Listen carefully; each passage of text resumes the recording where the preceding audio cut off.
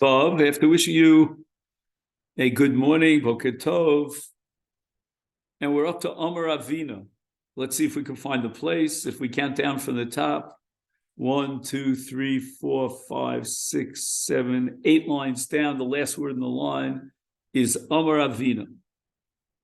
Now, we mentioned in the Mishnah that they brought out Chazeres and they brought out Charoses, and now we're ready for the Kiyum of Mitzvahs Moror. And we're going to dip the Moror into Charoses. So we're going to eat the Moror with Charoses. Now, there's one point in the Seder in which we eat matzah and Moror together as a kind of a sandwich. That's called karech. So the question now is, can he be yotzei the mitzvah of matzah and the mitzvah of moror with one ma'isa achila in which he eats both matzah and moror? That's not our minhag, but why not? It would seem to be the simplest, the shortcut way of doing so. Omar Avina Omar Li Rav Mesharshia Breder Rav Yinasan Hachi Omar Hillel. So this is a tradition that dates back to one of the early Amoraim, not the Tana, but the Amoraim, and that's Hillel, Mishmei de Gemara. Mishmei de Gemara means that was the Kabbalah that he had from his Rabbein. Fine. Lo nichroch inish matzu mar bahadi adodi v'neichu. A person should not eat his matzah and his moror intertwined in a kind of a sandwich with one ma'isa achila. And again, the question is, why not? We're going to do such a thing later on after we eat the matzah separately and the moror separately. So why not just up front combine the two and eat them together? It seems like a futile exercise to begin eating the matzah first, then eating the moror second, and only then combining them together into one sandwich. Why not just skip the first achila of matzah and skip the first achila of moror and jump right into korach and just simply eat them together? And the Gemara explains why. Why is this objectionable? Mishum desfirilan, our halachic view is the following: matzah bizman hazeh d'oraisa. Even though we don't have the korban pesach in our time, and the Torah says to eat the matzah together with the korban pesach, but nevertheless, matzah, even without the korban pesach, is still d'oraisa. And we're going to have to figure out how we know this, that matzah emerges as an independent mitzvah on its own, independent of korban pesach, such that even bizman hazeh, without the korban pesach, matzah remains a mitzvah d'oraisa. But moror, however, today that we don't have the korban pesach, our mitzvah of moror is the Rabbanan. Let's say that the Rabbanan made a zecher that we should remember the moror as it was eaten at the time of the Beis Hamikdash, together with the korban pesach. So we don't have the korban pesach, but we nevertheless eat the moror not as a mitzvah d'oraisa today because we don't have the pesach, but rather as a mitzvah d'Rabbanan. Okay, fine. So we've classified moror bizman hazeh d'oraisa. I'm sorry, matzah bizman hazeh d'oraisa, moror as the Rabbanan. Fine. Both are mitzvahs. And we have an obligation to eat the matzah. We have an obligation to eat the moror. Why not simply eat them together in one bite, in one ma'isa achila, as we do later on? Why does the fact that matzah is d'oraisa and moror is the Rabbanan, why does that exclude the possibility of eating them together? And the Gemara now applies a principle called bittul. Now we'll have to figure out what bittul means. This is not the same bittul as the bittul that we do on Erev Pesach with regard to our chametz, when we declare our chametz is like afar diar, it's like the dust of the earth. It's a different kind of a bittul. It's a bittul that applies to a maisa. When you have a maisa, and it's made up of two different elements, each one that demands its own attention for its own obligation and to fulfill its own chiyuv, then there's like a tug of war. And one mitzvah is going to be mevatel the other. One overrides the other. And, if you'd ask me for my knee-jerk reaction, which of these two mitzvahs, matzah, which is doraisa today, or mara, which is the rabbana, which one is going to overcome and be mevatel the other? At least I would have said that the mitzvah of matzah would be mevatel the mitzvah of mara. Although they both start with an M, a mem, but the mem of matzah is a big capital mem. It's a mitzvah doraisa. You're feeling to my knowledge, there's only one mitzvah doraisa that exists today of achila. All the others are drabbanan. Perhaps eating on Erev Yom Kippur might be doraisa. That's a big to do. But even so, it's not that, I have to eat this particular ma'isa achila. And that's where matzah is very, very unique in the constellation of mitzvahs. We have a shofar, and we have lulav, we have many different mitzvahs, but achila, no achila is doraisa except for matzah. So you would think that matzah is the big monster here, the big brother. It should certainly dwarf the mitzvah of mara. But take a look at the Gemara. The Gemara says something radically different. The Gemara says that Asi Marar Dirabanon Umevatel Leila Matzah Doraisa. It sounds like David HaMelech killing Goliath. It's the humble mitzvah of Mara, which is only Dirabanon, and it's mevatel the great mitzvah, the massive mitzvah doraisa of matzah. So you see two chidushim here in the Gemara. Number one, the Gemara has a new definition of bittul that we've never encountered in the past. It's not the bittul where something becomes insignificant because of its inner insignificance. By definition, it's insignificant. The chametz is insignificant. I've declared it butter. In my eyes, it doesn't have any significance. But here, we're not saying that, bittul, like for example, you have taroves, where you have a mixture and you want to know whether a small amount is batel. So the larger amount is mevatel the smaller amount. And the smaller amount, it loses its significance. Again, the same concept of bittul that we spoke about in bittul chametz. The chametz is no longer significant because I've declared that it's like the dust of the earth in my eyes. But here you've got two mitzvos that are being fulfilled simultaneously with one act of achila, and they're fighting for significance, for which is the main achila. Am I eating the matzah or am I eating the mara? Is this defined as a ma'isa achila of matzah or as a ma'isa achila of mara? The premise is it can't be both. And why? Because one is doraisa and one is d'Rabbanan. If both would be doraisa, if both would be d'Rabbanan, then the Gemara's premise in its question would be accepted. You can do one achila for both matzah and mar, but the problem is that mar, in our time, in the absence of the Korban Pesach, is only d'Rabbanan. Matzah, on the other hand, for some odd reason, we don't know why, even in the absence of the Korban Pesach, remains a mitzvah doraisa, independent of the Korban Pesach. Oh, now we have a problem, says the Gemara. Now I cannot have one achila, which is both a kiyum of the mitzvah of matzah d'oraisa, and at the same time it's a kiyum of the mitzvah of maror d'Rabbanan, perhaps I could salvage one mitzvah of the two. Which of the two would I salvage?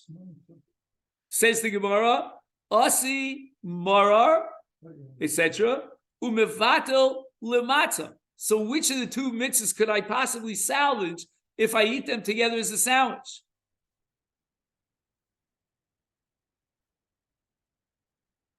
Anybody? What? The maror. The maror. That's what it says, that the maror comes and is mevatel lematzah. The Gemara is not denying that you could be yotzei and define this achilas and achilas maror. And for some reason, the maror gets precedence. You and I might say, well, let's give it precedence because, what are you going to taste after all? Imagine a kazayas of horseradish. You know what I mean? Chopped horseradish without any admixtures of sugars or beets, or liquids or anything. Pure, unadulterated maror. Oh, that's what I'm going to taste. The matzah sort of, it doesn't even hit my taste buds. But the Gemara doesn't say that. The Gemara says, why maror is mavatal lematzah? No, again, I'm going to read it again. Nothing about the taste. The Gemara says that asi maror, which is d'Rabbanan, umevatal lematzah, which is d'oraisa. Meaning that because we've established in the name of Rav Masharshia that matzah bisman is d'oraisa, mar bisman is d'Rabbanan, therefore, once having accepted that categorization, in which mar is d'Rabbanan and matzah is d'oraisa, therefore the mar comes to be mevatel matzah. If they were both on the same level, i.e., they were both d'oraisa, or they were both d'Rabbanan, then I would not say that this mitzvah overrides this mitzvah in a ma'aseh bittul. No. Take them both. You can have one ma'aseh achila in which you makayim two mitzvahs, matzah and maror, in one go. But the problem is that maror is d'Rabbanan, and because maror is d'Rabbanan, it has that power to override the matzah. Be mafatel the mitzvah of matzah, you aren't yotze the mitzvah of matzah. So the problem of eating matzah and maror together simultaneously, says the Gemara, based on the fact that maror is d'Rabbanan in our time, matzah is d'oraisa, is that maror is mafatel, it overshadows the matzah and basically negates the maisa of achilus matzah. There's no achilus matzah. What do you mean? Physically, I ate the matzah. No one's denying it. I have a kazayis matzah that went through my mouth, through my esophagus, down into my belly. But no, that's not called an achilus matzah. Why? Because you ate it together in one ma'aseh achila with maror, and maror is d'Rabbanan. Counterintuitive. And if you take a look here in the footnotes, which again, we have to take a picture of that and send it to Joe so you can see that. But there's a footnote here, number Yud Beis, and he raises another issue, and that is that maror requires tibul, and that's the Mishnah that we learned here on Daf Kuf Yud Daled Amud Aleph. What do we do with the maror? We dip it into what? Charoses, and we eat both the maror and the charoses at the same time. So why not say that the charoses within the same ma'aseh achila as maror should be mevatel maror? Meaning, if a mitzvah d'Rabbanan is mevatel a mitzvah d'oraisa when eaten together in one gulp with one ma'aseh achila, then how much more so charoses, which is not even a mitzvah d'Rabbanan, is certainly going to be mevatel maror. So some people I know shake off the charoses. So if you take a look here, he says, we could eat with one ma'aseh achila both maror and charoses. Ubevadai eino mevateles es mitzvahs hamoror. Bevada, he's like so confident about it. He doesn't even second guess that the charoses is not a negating factor as far as the mitzvah achilas maror. The afledas hasover shebecharoses ein mitzvah, right? The Mishnah quotes one opinion in Tanoim. Rabbi Elazar Reb Tzadok, I think, is the opinion. Let's just go over that. Yeah, Rabbi Elazar Reb Tzadok. He's of the opinion that charosis is a mitzvah. Okay, so you might say that charosis is a mitzvah d'Rabbanan. Mar is a mitzvah d'Rabbanan. They're both on the same level, and therefore they're not vying for control and who gets the upper hand. There's no bit. But what about according to the Chacham? The Chacham says that charosis is not a mitzvah. Like, for example, we don't make a bracha on charosis. We don't require that you eat a kazayas of charosis. And yet we're going to eat the charoses, which is not even a mitzvah d'Rabbanan, together in one gulp of tomorrow.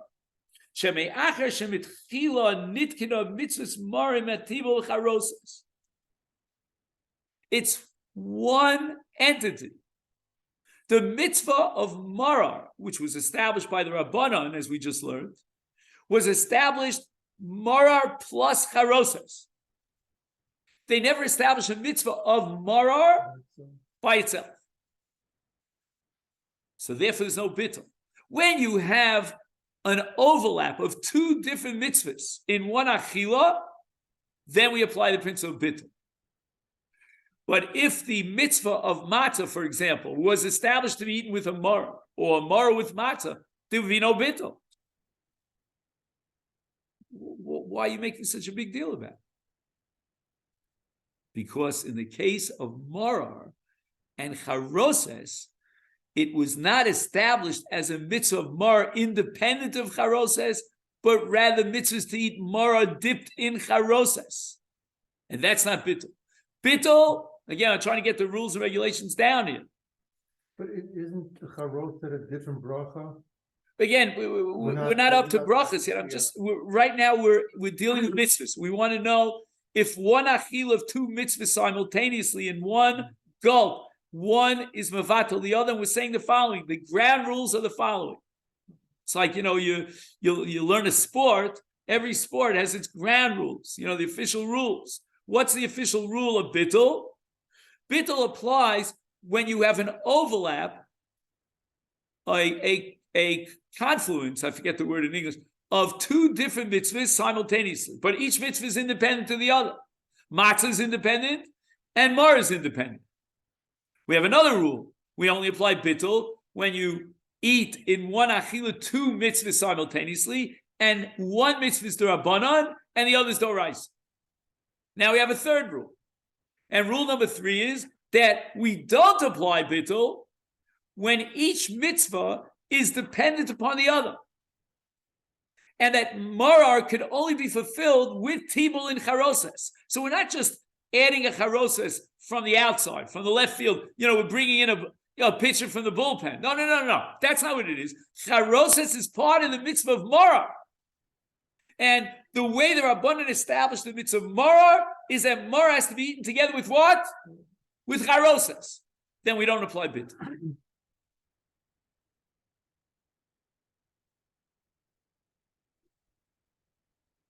And now he quotes a me'iri. Charoses eina mevatel samarar, not because of Tosfos, not because of the reason we gave it till now, that l'chatchila the takana was to eat the maror with charos. Forget about that. The me'iri has another reason, introducing a whole new rule as to why there's no bittul with regard to charoses. V'charoses eina mevatel samar, mipnei she'eino ela betibul bi'alma. When do we apply bittul? When you have two achilos. And each achila demands its own attention, as we said before.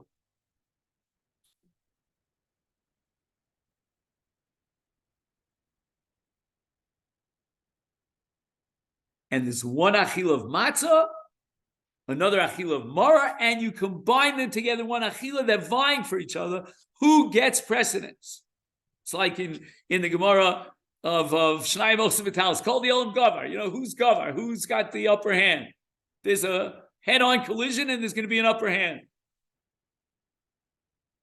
Not so in the case of Tibul.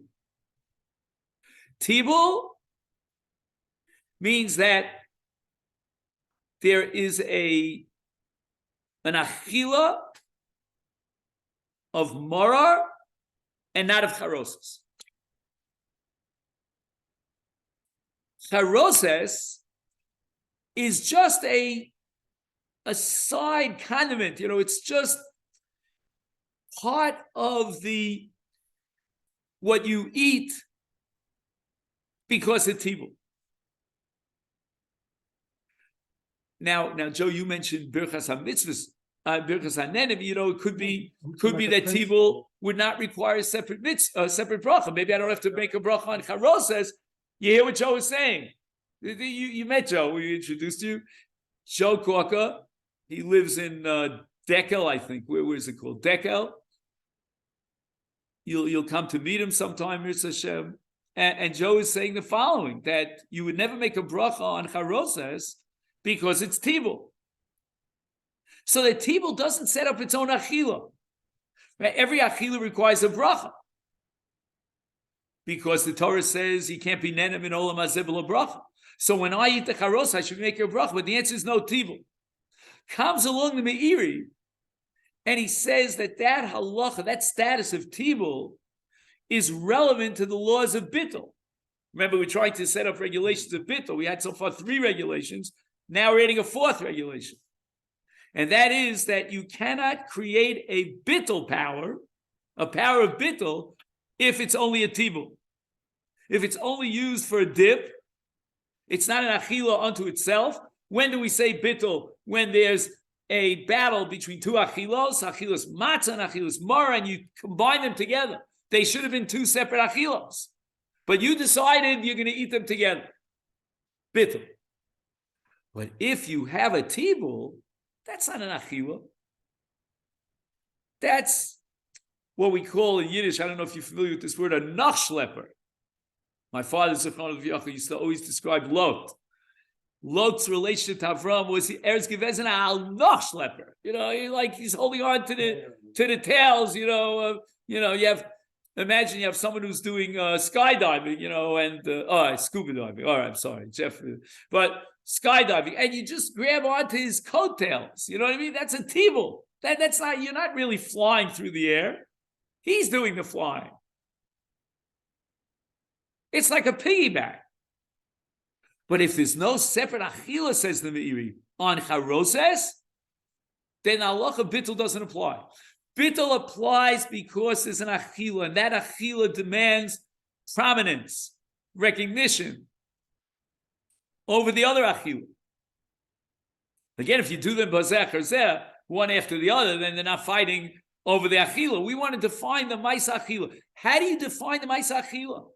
Is an achila of matzah, or is an achila of morar? And here's where bittul comes in. Again, with all the conditions that we mentioned. For example, you have to have one is a doraisa, the other is a drabanan. Maybe one is drabanan and the other is not even drabanan at all. And you define 2 ma'aseh achila, one as doraisa and one as drabanan, that are taking place simultaneously.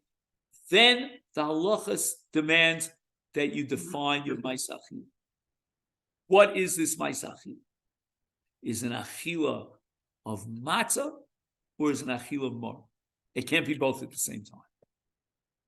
Because one is doraisa and one is derabbanan. But if you have tibul, the Meiri argues that tibul is not a ma'aseh achila.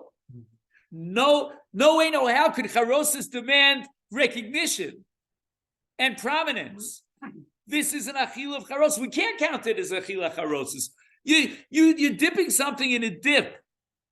So what are you going to tell me? Well, your achila is in the dip? For sure not.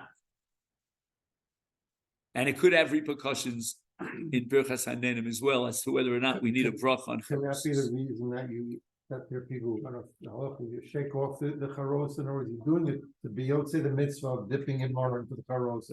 But you don't want to have this possibility of a problem of a different ending, which is more important. It could be that those who disagree with the Meiri would say that even a dip has the power somehow to be mevatel the achila the more, and therefore shake off the charos. Someone's not done.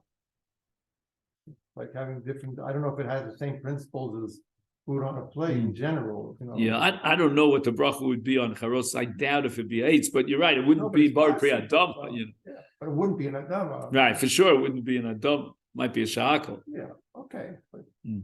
I don't know how you make it, I guess. Which apple you put in, wine, you could be, there's wine in there also, but maybe that's one, maybe. Now watch this. The Meiri adds another 3 words I think are very telling, very illuminating. He says, okay, tibul ba'alma, charos is only tibul ba'alma, and then he adds 3 words. He says, v'derech achilasa v'kach. The derech achila of what? Of the Mars b'kach. Oh, Sorry. yeah. Sorry. Tony, I'm in the middle of the shir now. Okay. My mistake. I forgot to turn this off. Maybe it's important, it's your wife. Yeah, well, no, we spoke to her before. Okay. All right, Rabosai, so you see where the derech achilasa b'kach means that there's one achila here and there's no competition, there's no friction, like a tug of war with another achila. Because the charoses is derech achila of the Mara. Now we had Tosfos, and Tosfos says that there's one mitzvah. The mitzvah is Mara together with charoses. So Tosfos is saying there's no bittul in the case of Mara b'charoses because we don't have 2 mitzvahs. And bittul only applies when you have 2 mitzvahs. But there was never a mitzvah of charoses. And the charoses is only there to facilitate the mitzvah of Mara. So there's no bittul. And the Meiri says there's no bittul because he's not doing an achila on the charoses, he's doing an achila on the Mara, and the derech achila of the Mara is by dipping it in charoses. So those are the 2 answers that we have. I'm wondering if there's any difference between the 2. Let's just think for a second. Oh.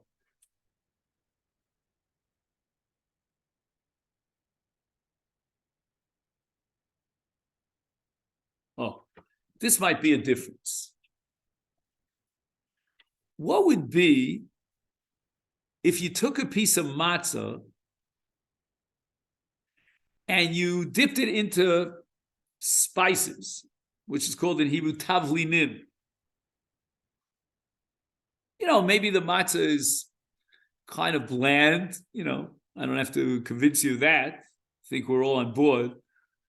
I don't know which tavlinim might add a certain, it depends on what your preference is, what you enjoy. But let's say you have a certain kind of, we have something called chremzelach. I don't know if you ever heard of chremzelach. You dip the matzah into chremzelach, So would you have bittul? Now let's go over the 2 answers. The first answer is Tosfos' answer, and the second is the Meiri. According to Tosfos, why is there no bittul of charoses to the Mara? Because the original takana was to eat the Mara together with charoses. So instead of having 2 mitzvahs that are fighting at loggerheads, you have 1 mitzvah, and that's not bittul. And then we have the Meiri. The Meiri saying, well, if you dip something, then the dipping is not an achila. So let's go through it. What would you say about dipping matzah into tavlinim? Just throwing out a possibility, just a theoretical possibility. According to Tosfos, the only reason why charoses is not a mevatel is because it's part of the mitzvah Mara. Would you say that tavlinin is part of the mitzvah of matzah? Would you say that the original mitzvah of matzah requires dipping in tavlinin? For sure not. So the tavlinin would now be mevatel matzah. But if you go with the Meiri, and the Meiri says that the problem is resolved, is neutralized by the fact that the charoses is a tibul, then hu adin v'hu atam in the case of tavlin. Tavlin is also just a tibul. It doesn't set up its own achila. And the proof of the pudding would be, as we said before, if you dip something into a tibul, you don't make a separate brach on the tibul. So it could be that these 2 answers to the problem of charoses with Mara, why there's no bittul, might have enough gemina in a case where you did a dipping, a tibul, but in something that's not a mitzvah. It wasn't part of the original takana. Tosfos would say it's a problem of bittul, and the Meiri say, no, it's a tibul. If it's a tibul, it doesn't generate its own achila, it doesn't have its own status as achila, and it doesn't have a koach of bittul. But we're still left with that very basic problem. Why does the Gemara assume that Mara D'Rabbanan would be Mavatel Matzah D'Oraisa? Okay, so are you on board with the question?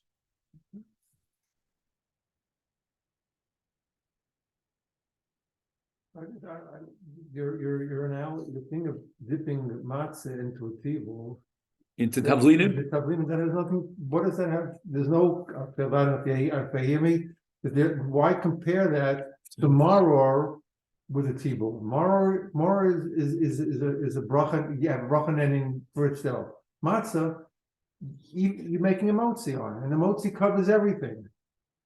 So you don't have anything. Yeah, but again, we're talking about mitzvahs mavat l'zutzu. That means but I understand you could be mavatal the achila of the mitzvah. But the matzah is different than the maror. In other words, you take maror and you dip it in. Yeah, you have two different problems. But matzah, what you use it for, when you use it with what, has no problem. Again, except for maror. But we're saying there's a din of bittul. Bittul means that if within the achila you have two things that are vying, that are pilling for each other, then one takes away, detracts from the other. So therefore, Tosas says that in the case of charosas, it wouldn't detract from the maror because there's no mitzvah of eating charosas. The mitzvah is to eat it the maror, and the way you eat the maror is together with charosas. Right. But if the Torah doesn't require that you eat the matzah with the maror, or the Torah doesn't require that you eat the matzah with tavlinin, or for that matter, if there was no halach of tibul in mar, and you would not be required to eat the mar together with charosas, then enochinami there would be bittul. Tosas is only saying that in charosas is no bittul because charosas is part and parcel of that single mitzvah of mar. But in the case of tavlinin and matzah, you cannot say that the tavlinin itself is part of the mitzvah of matzah. Nowhere does it say or even indicate that matzah should be eaten together with tavlinin. In Mara, Tosas says the mitzvah is, if you want to fulfill and perform the mitzvah of Mara in its ideal state, then you eat the Mara together with what? Together with charosas. So therefore, charosas does not separate itself from the Mara. It's part of the mitzvah of Mara. But I wouldn't say that tavlinim is part of the mitzvah of matzah. But if you go with the meiri, then anything that's called a tibul and doesn't deserve its own status as an achila because it's only used as a tibul, then tavlinin is something that's used for a tibul, and there would never be a problem of vying, one vying against the other. Okay, but let's leave this alone for the time being, and let's talk about morar as a mitzvah d'Rabbanan bisman hazeh, and therefore it's mevatel the matzah. So you have two mitzvahs in one ma'aseh achila, and you're trying to define what is the ma'aseh achila. Is it an achilas matzah or is it an achilas morar? And it can't be both at the same time because they're so radically different one from the other. Steve, are you with me? I don't see you. You're all the way on the bottom of this. Oh, now I see you. Okay. With the Zoom business, you have to situate your camera in such a way, or your head in such, I don't know. You move the camera, you move your head. I don't know. That's a machlokes achronim, I guess. Okay. Anyway, so here's what I wanted to say.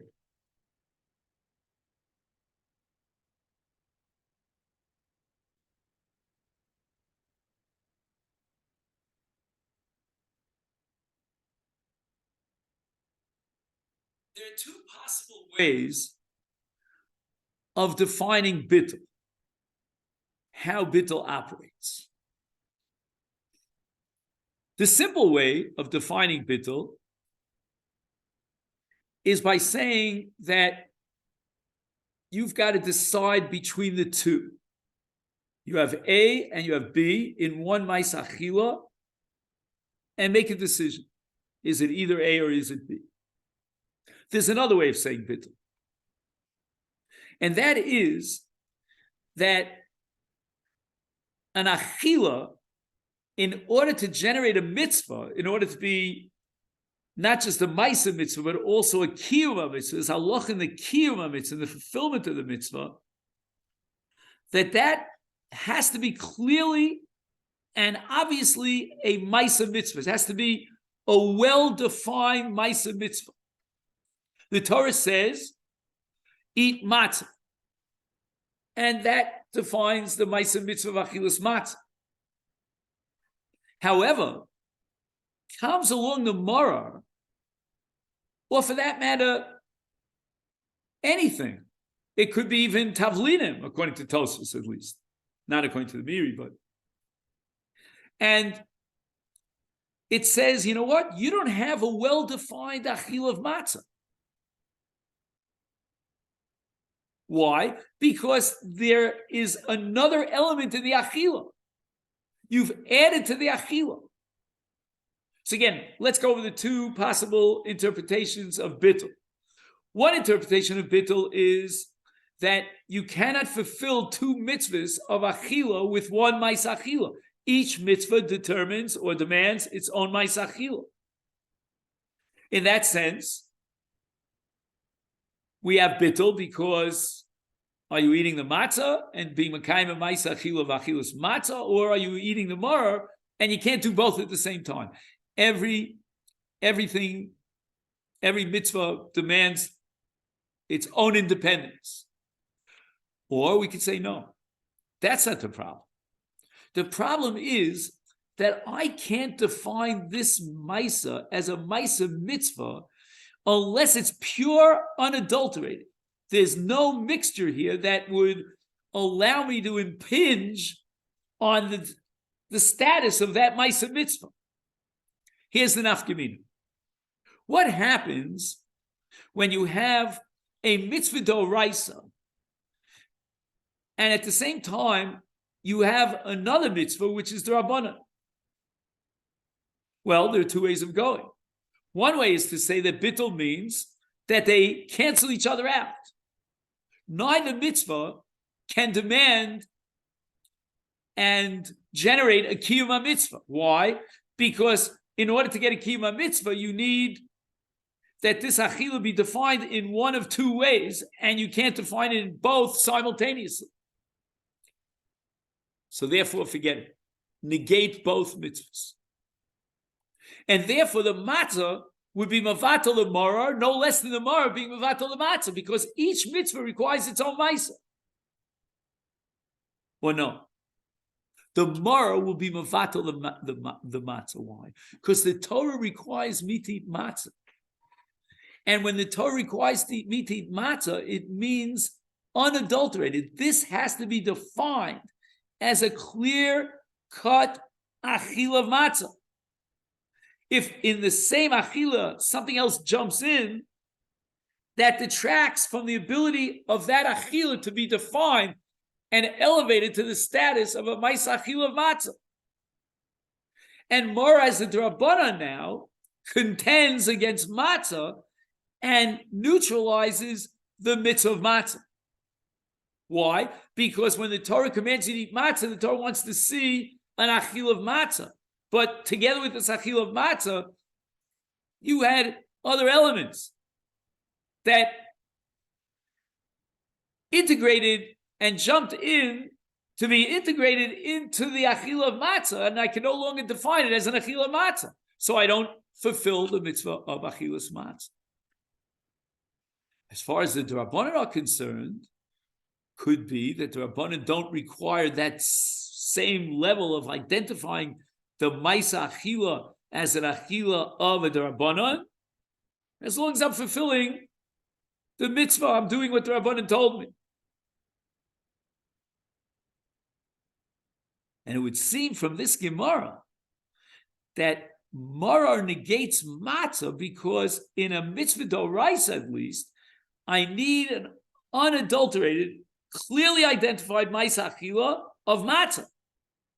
And once I integrate into that achila of matzah a different foreign element in the achila that also demands recognition as a matzah, as a maisa. Therefore, I don't have a maisa. I don't have an act of eating matzah.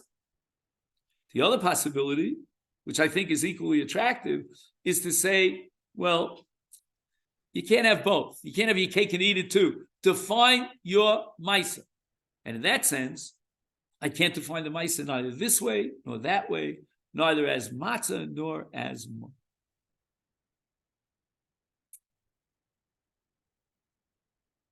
Now, interesting would be afikomen. What would be if I ate the afikomen together with mora? Like, let's say, for example, what case could I give you? Let's say he ate his matzah, kedasu kedin, at the beginning of the Seder, and now at the end of the Seder, he reminds himself, hey, you know what? I didn't eat mara. He has to eat another matzah as afikomen. Would he be able to eat that matzah of afikomen together with mara? Instead of a two-step process, let him do it v'vasachas, simultaneously. What would you say, Rabbi Osai?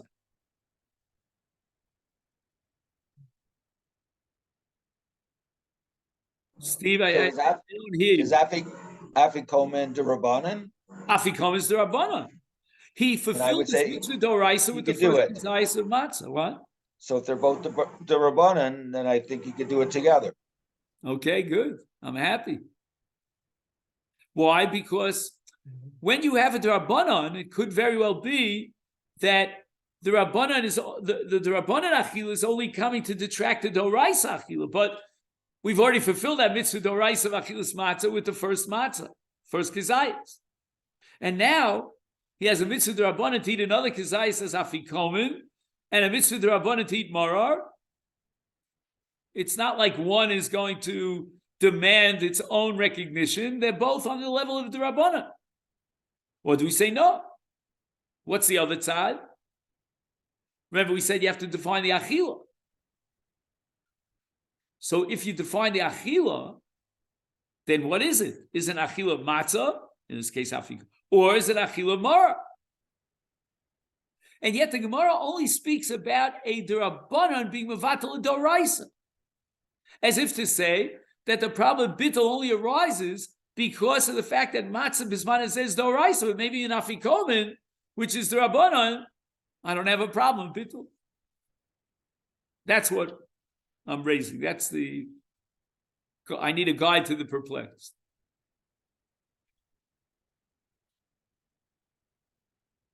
Okay. Now we want to look at footnote number Yudalad. Mevur b'sugyasenu shaladas kula ma'ochel machal shal matzah b'tarovas machal acher batla hamitzvah. So we see that if you eat the matzah with something else, that something else is going to be mevatel the mitzvah.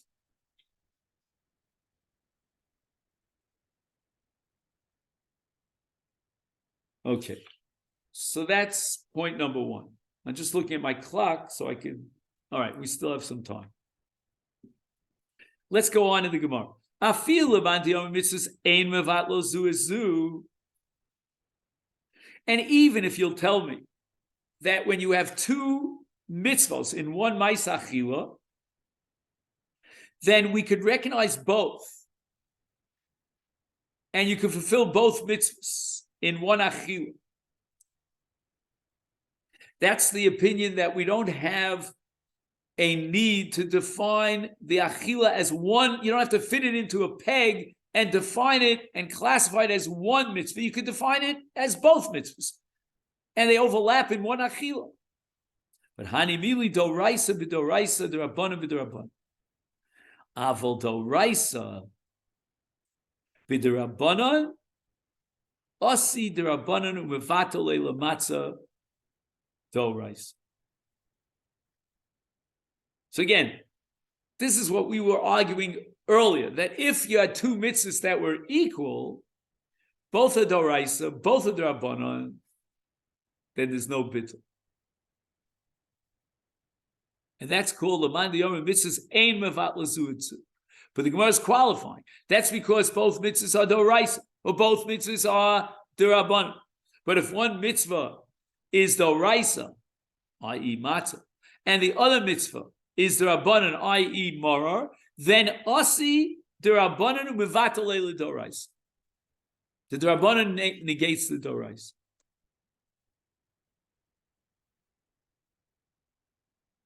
And he says here, continuing in the footnote that we began, number Yudalid, that Yesh machlokes in din ze nemar dafka k'sha'ochel as ha-mitzvah b'taroves machal shel reshus o afilu im ochlo b'taroves machal shel mitzvah kamoso.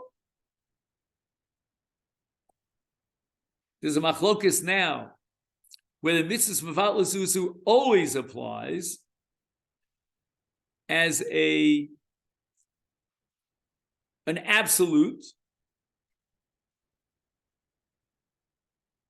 So whenever you have two mitzvahs of achila that you eat together simultaneously, mitzvahs mevat lezuzu, or shall we say no? Mitzvah mevat lezuzu only applies in a derabanan together with the doraisa. But if they're both derabanan or both doraisa, then there's no mitzvahs mevat lezuzu. So one opinion is very machmir, is very extreme. That means that under any circumstance, if you have two mitzvahs and one achila, they cancel each other out, even if they're both equal. And the other shita says no. If they're both equal because they're both doraisa, or they're both equal because they're both derabanan, then there's no principle of mitzvah mevat lezuzu. You could be mekayim both mitzvahs with one achila. The only problem is when you have a derabanan, which is mevatel a doraisa.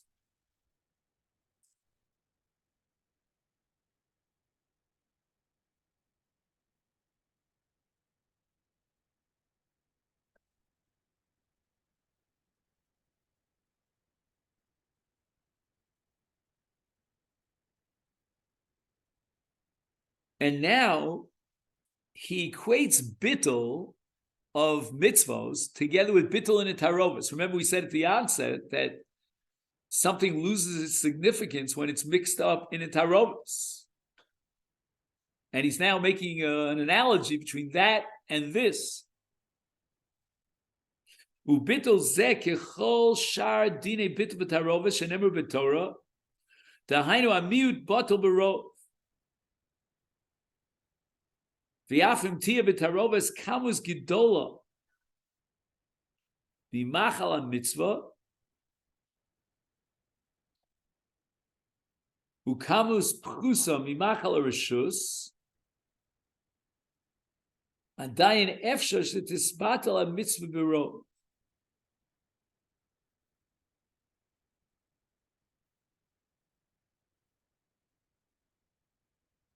Mishum shekasheru loes es atarovas befiv nichlal min betoch chaveret miuto shel zeh berubo shel zeh ubatal amiut bero.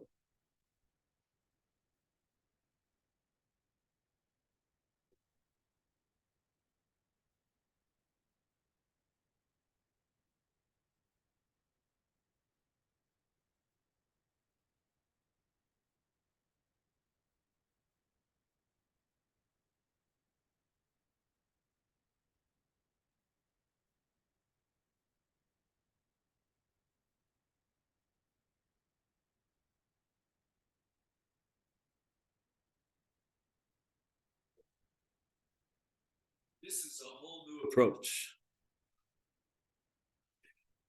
You see, we were not beginning this sugya with any assumption that bittul here should be similar. We should make an analogy to bittul of tarovos. So that's why this approach is totally different than what we were working with, the assumptions we were working with. And he's talking about what's called bittul b'rov. So you have a rov, you have a majority, and then you have a smaller amount that was mixed in.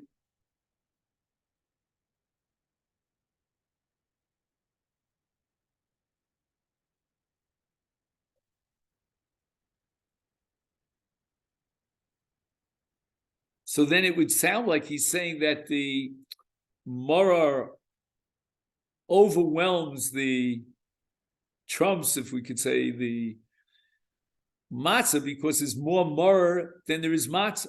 But I don't know why we would say such a thing. You might say that the taste of the morar is stronger than the taste of the matzah, but that's not what he's saying. He's talking about bittul b'rov.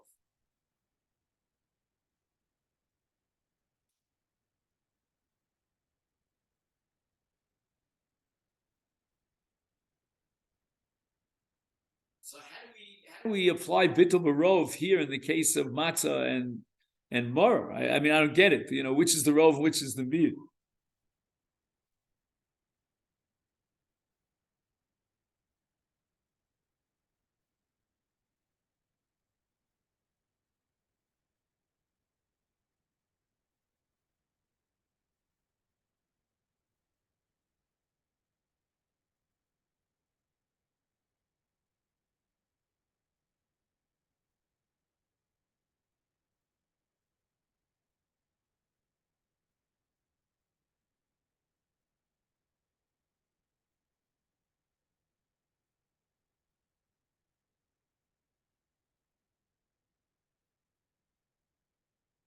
Very strange. I don't know how to begin bittul barov when there's no indication which is the rov. I mean, you could definitely assume that one is larger than the other, right? That's called the efshel etzamta. They can't be both exactly the same volume. So either the volume of the matzah is greater than the maror, or vice versa.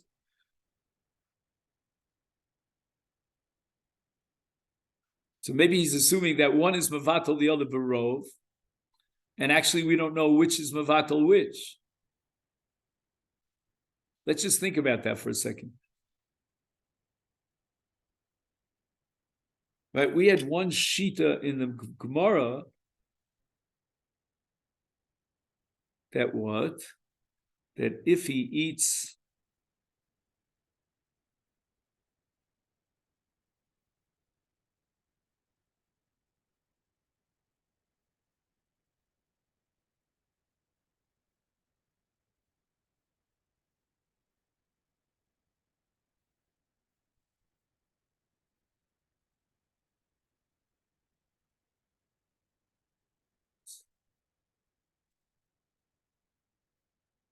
what were the two sheets? One shita was that only Mor D'Rabbanan is mevatel matzah doraisa.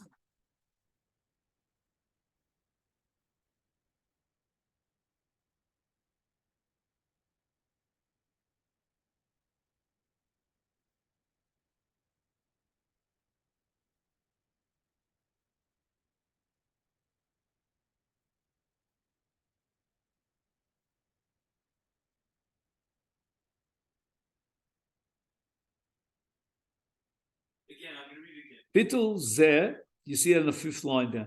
Bittul zeh kichol shar dine bittul ta'aroves, shamiut batel barov. The afim tia bitaroves kamus gidola mimachal ha-mitzvah v'kamut pchusa mimachal reshus. So then I would say the reshus is batel. Adayin efshar tetis batel ha-mitzvah barov.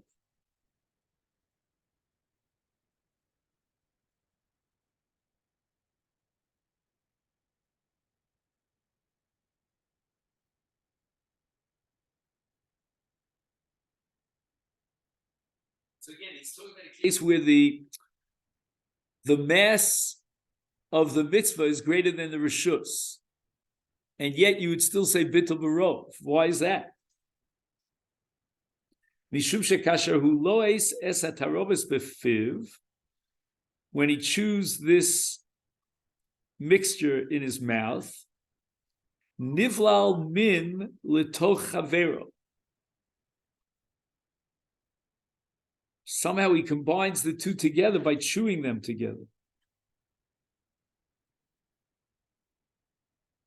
Ubatal amid berov.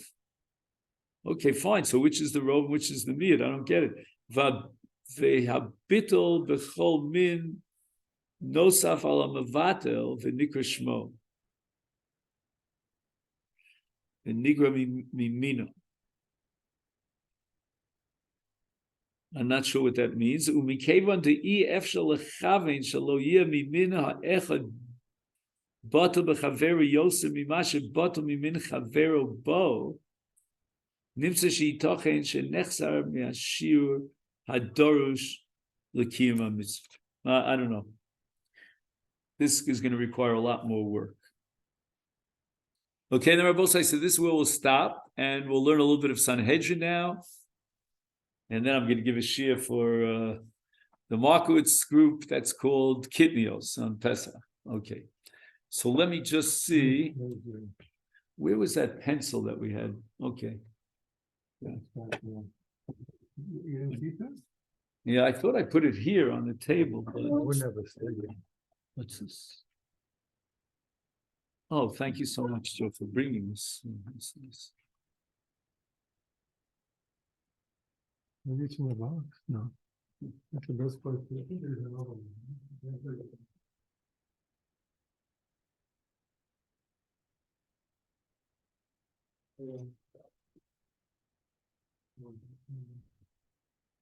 Okay.